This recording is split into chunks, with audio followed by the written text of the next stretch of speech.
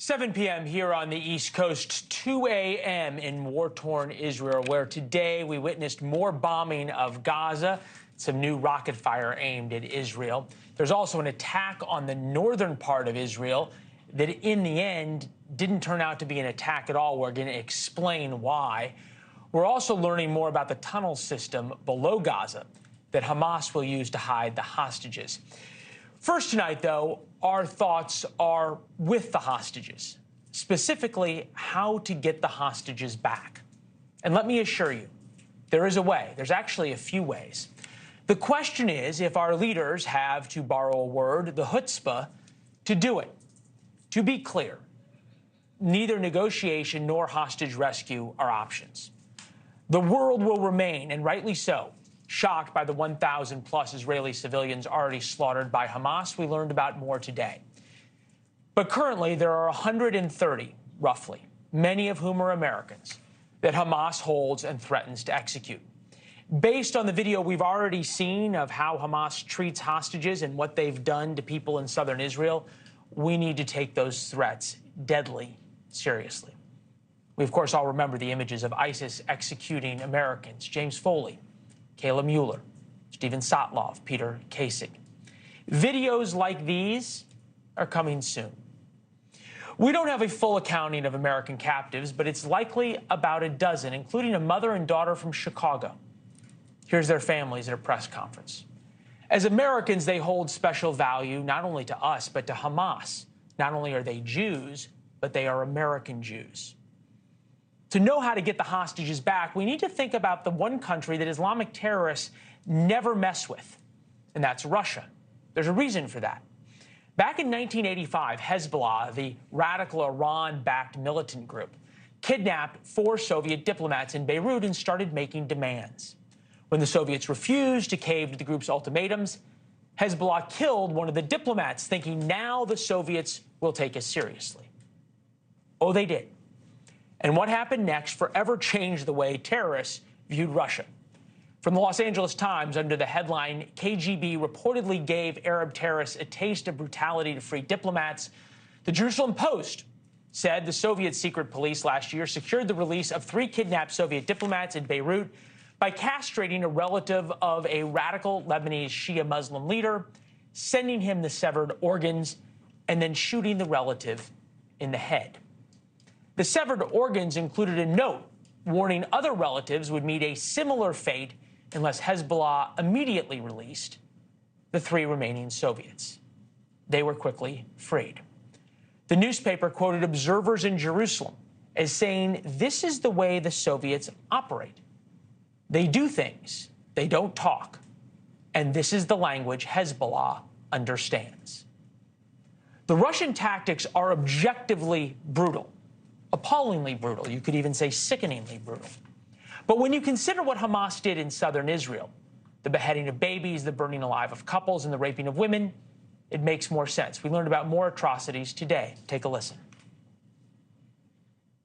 We now know that American citizens are among those being held by Hamas. Because as president, I have no higher priority than the safety of Americans being held hostage around the world.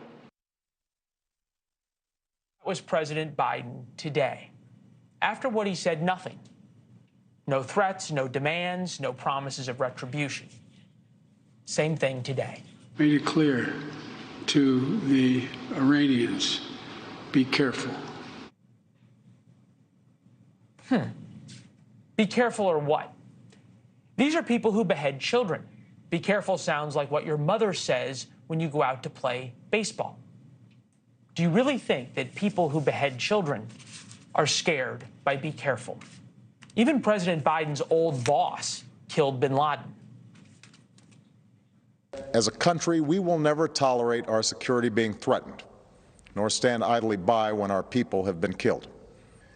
And on nights like this one, we can say to those families who have lost loved ones to al-Qaeda's terror, justice has been done. But clearly, the Ayatollah does not fear justice from President Biden, nor does the leader of Qatar, nor does the leader of Hamas. You don't hear much about Qatar these days, but you should. They provide a luxury villa for the leader of Hamas, Ismail Haniyeh. You can see him there in the front leading his fellow Hamas leadership guys. They celebrated on Saturday morning and prayed for the ongoing operation. In fact, they were so unconcerned for their personal safety, they released a video of it. If Qatar sounds familiar, it's because there's an American air base there. President Biden, of course, could tell the Emir of Qatar, either turn over Ismail Haniyeh or we will start bombing palaces. President Biden did not. Nor did he do what President Trump did in a tweet shortly after Iranian-backed groups fired on the U.S. Embassy in Baghdad. This was back in the end of 2020. Some friendly health advice to Iran. If one American is killed, I will hold Iran responsible. Think it over. The rocket stopped. And Iran had a reason to take him seriously. A year before, Trump ordered the assassination of Qasem Soleimani, head of Iran's Revolutionary Guard and de facto commander of Hamas and Hezbollah. Soleimani's successor is Hossein Salami. He reportedly okayed the Hamas attack on Israel. We know what the Russians would do to get their people back. The question is if our leaders, if President Biden, has the chutzpah to do it. Former Ambassador at Large, Coordinator for Counterterrorism, Nathan Sales, is with us now, currently at the Atlantic Council. It's good to see you, sir. Thank you. Good to see you. Look, the argument against this, right, is we don't want to stoop to the terrorist level. Well, look, the bottom line is, and I can't believe I'm saying this on national television, America doesn't cut the chutzpah off of terrorists. But the larger lesson there in that story that you told, Leland, is exactly right. If you want to negotiate to get your people back, you have to do it from a position of strength, where your word means something and where your enemies fear that you're going to do more than just talk and issue sternly worded cables, but you're actually going to use the military and intelligence assets to impose massive costs on your adversaries. That's not the situation when we're in right now.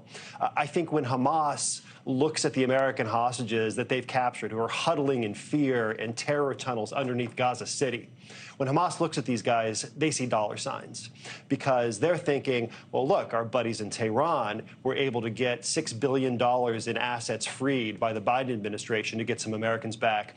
Maybe it's payday for us, too. All right. There's not a lot to do with $6 billion in Gaza, but your point's well made. I guess this would be the other question.